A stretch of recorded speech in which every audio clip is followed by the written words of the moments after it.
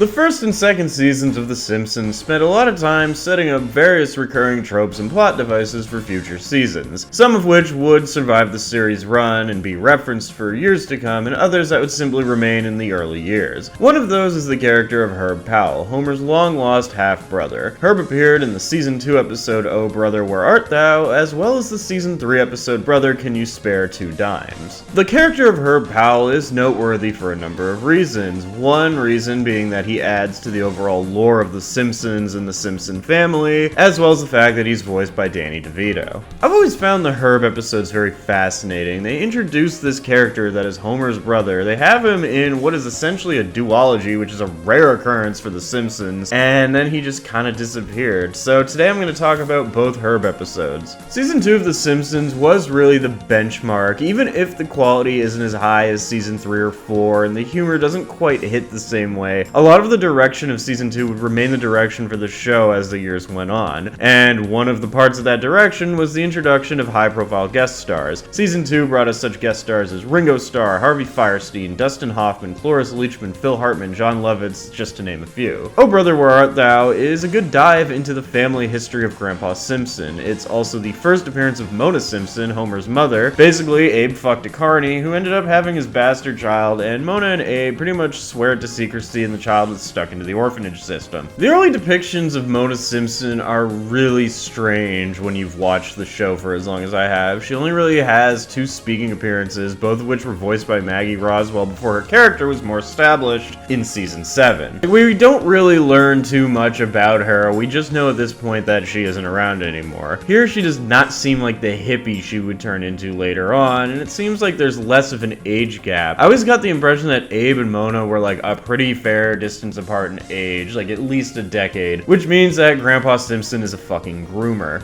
But in this episode, Mona Simpson looks a lot more mature than she would in the flashback segments of Mother Simpson, and her attitude also makes her seem older. Like, she definitely has some, like, what was the one before Boomer? Who cares? Anyway, like, the whole thing with her thinking that Homer knowing about Herb would cause issues is, like, really off-brand when you look at what the character became later on. What sets this episode off is that Grandpa has a near-death experience at a movie theater, which this scene's actually a lot funnier than I remember it being. Hey, don't have a heart attack, old dude. Don't you tell me what do you young whipper snapper. And it's this that compels him to inform Homer of his long-lost half-brother. This motivates Homer to try and find where his brother is, and we get some interesting lore where we find out that Dr. Hibbert also has a long-lost brother, which is even funnier when you consider that they low-key confirm that Bleeding Gums Murphy is also Dr. Hibbert's long-lost brother in Round Springfield, so there's 3 Hibbert children just running around. Can't imagine how difficult it would be to actually find, like, a long-lost sibling in a phone book, especially when there are that many names, but Homer tries them all, and then he throws a Hail Mary on H. Powell, and we have a match. The scene has a bit of an emotional tension, which is just immediately broken by Homer being an idiot. Herb, were you adopted? Yeah. From the Shelbyville orphanage? How did you know that? Because I'm your baby brother, Homer. Hello? Stupid phone. Hey, knock it off. I'm here. We're just silent because of the emotion involved. Now, the whole build-up to the long-lost brother plot is perfectly well-paced, and The Family in Detroit is kind of an early look at a story where the Simpsons live big, which is something we'd see a few times throughout the year. Homer meeting Herb is one of the big defining moments of Season 2. Hello in there. Homer? Herb? You look just like... Except you got a little more. And a little less.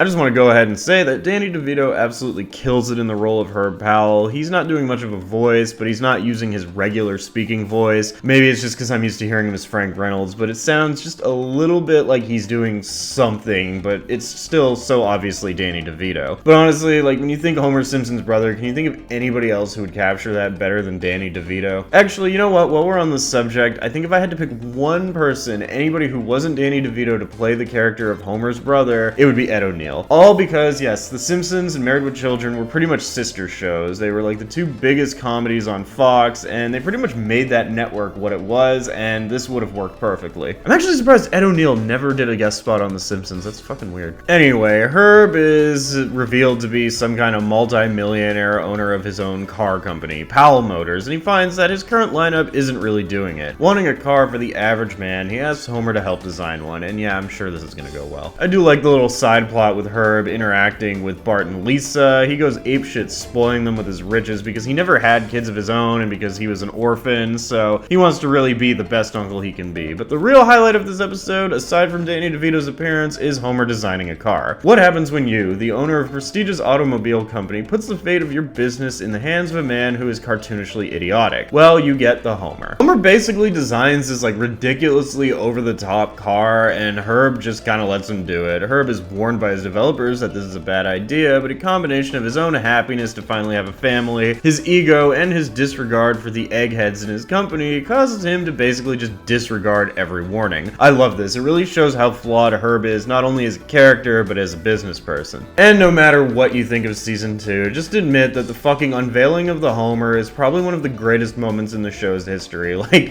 the fucking build-up with that shitty commercial, which is a style of commercial they still do to this day, and then finally the unveiling of this fucking monstrosity. Every aspect of this reveal is great. The fucking dead silence when the curtain opens up, Herb gagging, Homer's sheepish face in the car itself, like, looks as if a child designed it, and then, you know, Herb finding out that it cost $82,000 to manufacture, which would mean they would have to charge at least $100 grand for it, which at the time was a ridiculous amount, especially for what was supposed to be a car for the common man. Herb's reaction is perfectly justified.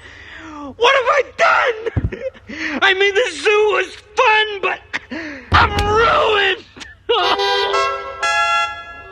Oh Brother, Where Art Thou is yet another episode where The Simpsons' dysfunctional nature causes problems for someone, in this case Homer's long-lost brother, who is now destitute after Homer designed a fucking monstrosity of a car. I think it's funny how Grandpa just completely misses out on meeting Herb and is just nonchalant about it, cabs it back to the airport. But is it really Homer's fault? Yes and no. While Homer is an idiot for designing this car, at the end of the day, it was Herb's fault for giving a man he barely knew carte blanche over development of his company's next big car. Sure, Herb didn't know that Homer was an idiot, but even an imbecile knows that no good can come of giving a complete outsider the final say over a product that can make or break your business. Honestly, aside from the Homer stuff and the Herb stuff, I find the episode has the same problem as a lot of season 2 episodes. It spends way too much time building towards the main plot, and as a result, that main plot doesn't really have the time it needs to play itself out. And yeah, I get it, 21 to 24 minute show, but maybe a two-parter was in order. I don't know. Despite my complaints, Herb Powell is probably one of my favorite guest characters, and a lot of that has to do with Danny DeVito. He doesn't do anything special, he's just Danny DeVito, and who doesn't love Danny DeVito? And the whole payoff to the thing with Homer revealing his fucking monstrosity of a car and ruining his brother is a pretty funny conclusion. If I had to rate this episode out of 10, I'd be perfectly content with giving it a 6.5 out of 10, slightly above average. It has moments where it's funny, but really its strength lies in the fact that it introduced Herb Powell, an important yet later forgotten part of Simpsons lore. Of course, in the third season, they brought Herb back one last time in Brother, Can You Spare Two Dimes? I'm ruined! Season 2 and 3 are like night and day in terms of humor, pacing, and presentation. Hell, even the art style is slightly different. Season 3 has like a more washed out look to the coloring. I don't know why, but it probably has something to do with Klasky Supo, who would depart production starting in season 4. This time, it turns out that after a plant physical, Homer is sterile, so Mr. Burns decides to give him the Montgomery Burns Award for Achievements in Excellence as a cover to kind of deflect the whole lawsuit thing. Now, I'm guessing when this episode first aired, they hyped it up to the moon, the whole thing with DeVito returning to voice Herb again, but as a kid who first saw these episodes in syndication, it came completely out of left field when it showed Herb amongst all the bums. I had no idea he came back, so it was exciting when I would see it for the first time. Ironically, all bums who were once rich and met with misfortune. Herb truly believes that all you need to succeed in the world is an idea, and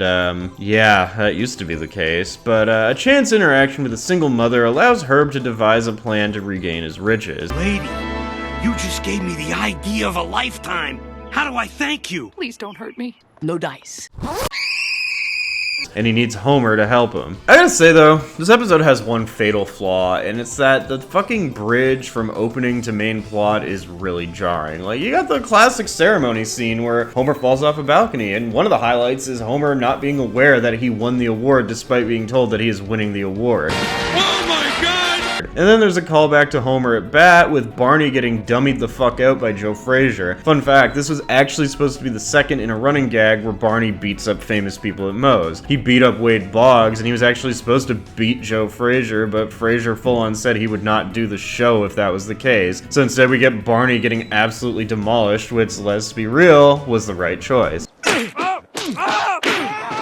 We also get one of the earlier depictions of religious nutbag Flanders. Remember how Flanders was depicted as being religious, but not to a point of insanity? I guess at one point it was writer dependent, because you get him being like religious but not weird, such as when he invites Homer for beers and gets into an argument with him in Dead Pudding Society, and you know, he turns to the Bible to resolve it, or Reverend Lovejoy or whatever, or him showing up with a Tom Savini level zombie costume and giving Grandpa a heart attack, showing that he gets into the spirit of Halloween despite his religious affiliation. But then as the show went on, Flanderization slowly inched its way in. If you compare this scene to some of his earlier depictions, it's a lot closer to modern Flanders, where they kind of grab Herb and clean him up. Altruistic, yes, but kind of weird. Like, this is like the start of that. Like, I guess somebody later on was like, yo, I like that. Let's just like milk that. Then finally, we get the first interaction with Herb and Homer since Homer screwed him over last season, and it's about halfway through the episode. Is it good when Herb finally comes back? Well, yes and no. DeVito's performance, as always, is great. Seeing him interact with the family again is a treat. But the whole invention thing is a bit...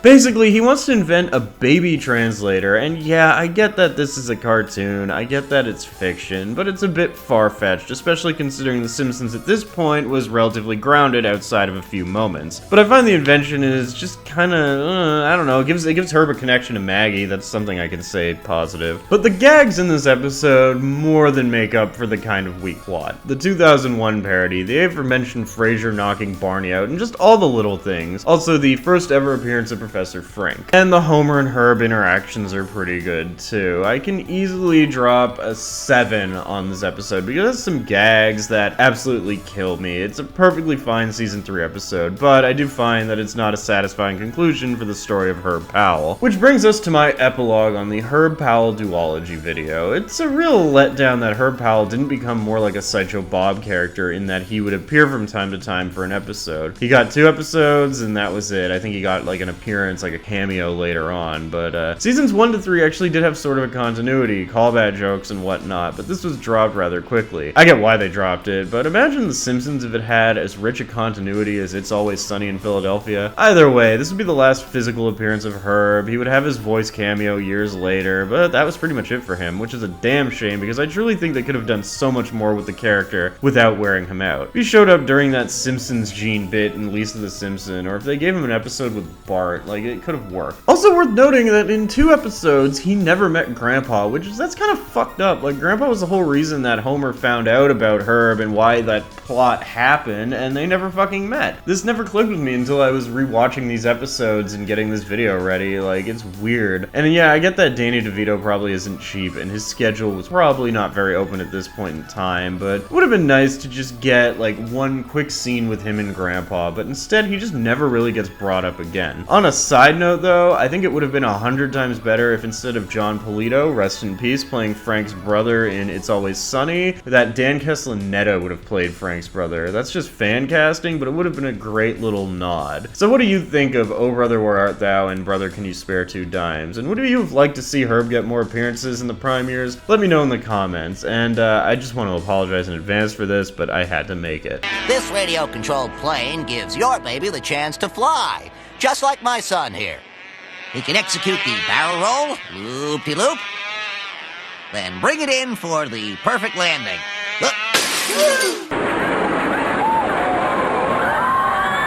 Oh dear, my wife is going to kill me.